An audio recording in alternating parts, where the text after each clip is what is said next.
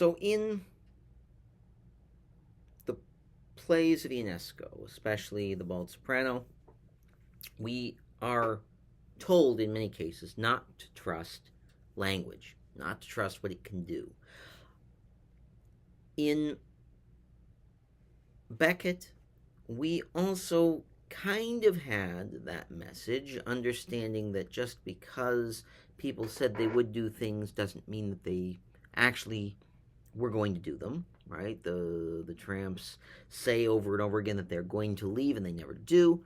We begin to distrust, right, the way that we begin to trust what they're saying. We may not distrust the language. We just simply distrust the way that it is presented to us, right, in the form of speech, and we start to see people as liars.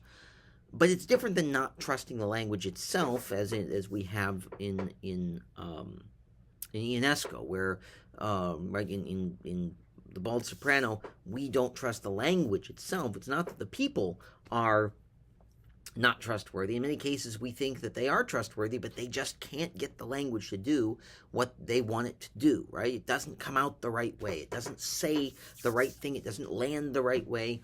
People become uncomfortable. It's like, trying on various types of clothing and realizing, it isn't fitting, right? It's the clothing itself that doesn't work. It's not me.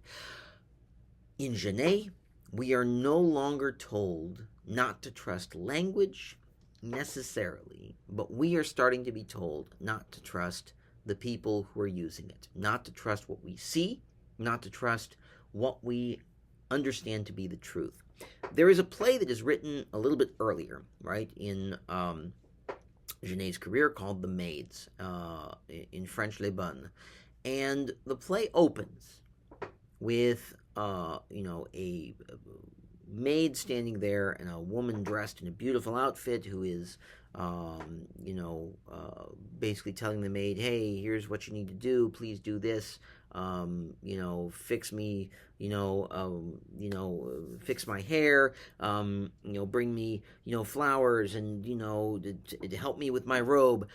And then we see that the maid becomes more and more agitated and finally is about to strangle this woman when an alarm clock goes off and these two characters suddenly become who they really are. They're both maids. One of them has taken the role of, the person that they are maids for and dressed up in her clothing, and they are acting out this violent fantasy of eventually strangling their mistress.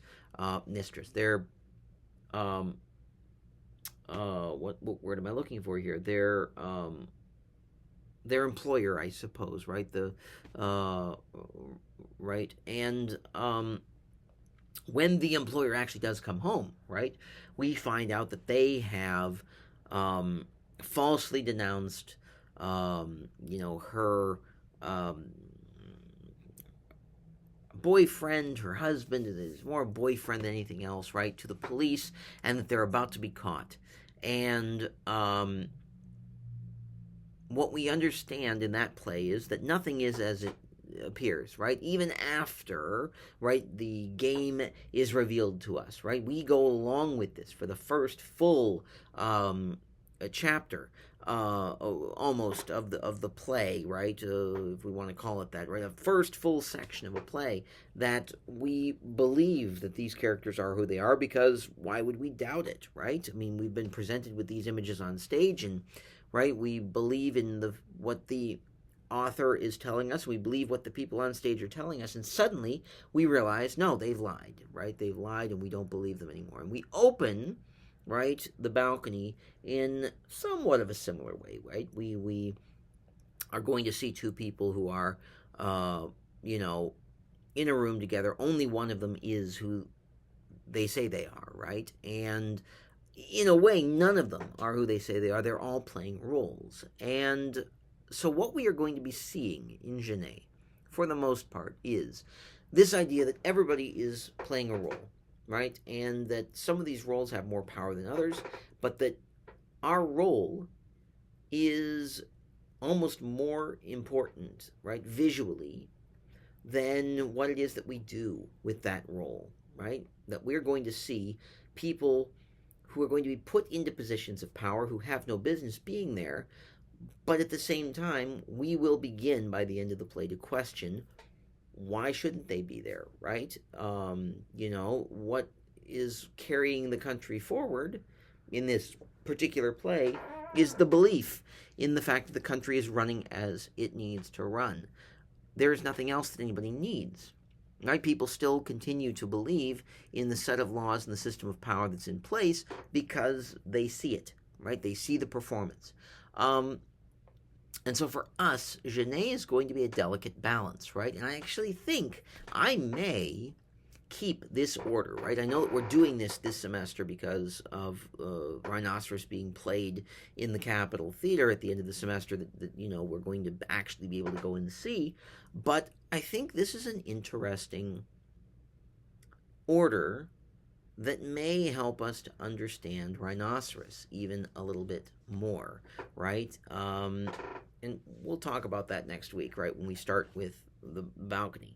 But right, our whole idea with Genet is to say, why are things the way that they are? Why do I believe that they are the way that they are?